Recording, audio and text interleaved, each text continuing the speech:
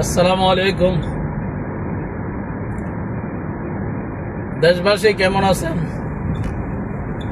দেশ ও বাইরের বাংলাদেশী নাগরিক যারা আছেন, বর্তমান দিন ভবিষ্যৎ কামনা করি আপনারা সবাই সচেতন হওয়ার জন্য অনুরোধ জানাতেছি।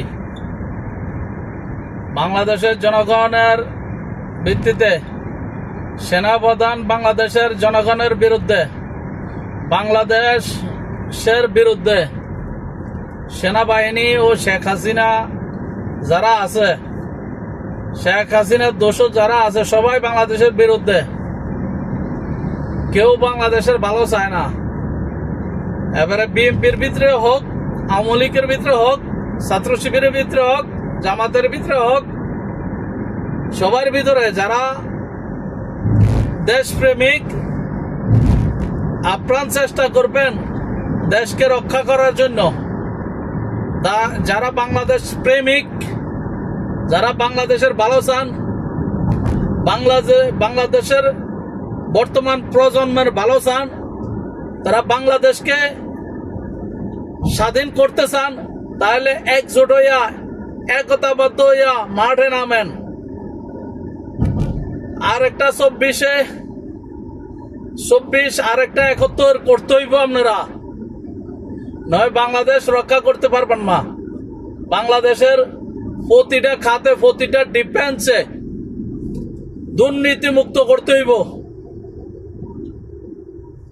প্রতিটা ডিফেন্সে আপনাদের দুর্নীতি মুক্ত করতে হইবে, এবং কি দুর্নীতিবাজ অল সেক্টরে আছে।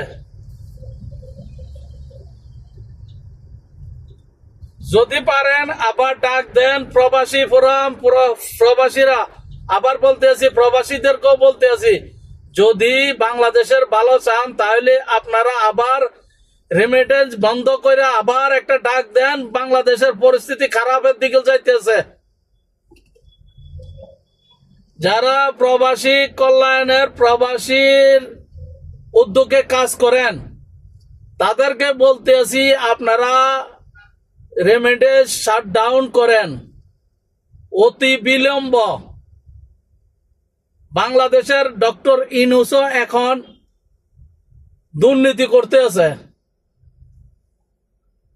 আসিফ নজরুল, ডক্টর ইউনূস এবং কি যত উপদেষ্টা আছে সবাই দুর্নীতি করতে আছেন।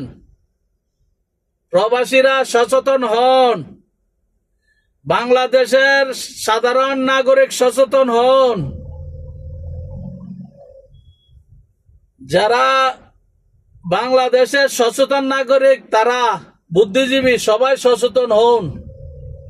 আল্লাহর রাস্তে দেশটারে ভালোবাসেন।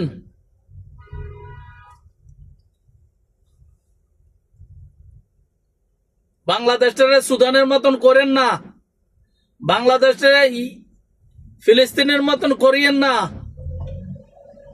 ফিলিস্তিনের মতন করিবেন না, বাংলাদেশটাকে সুদানের মতন করবেন না।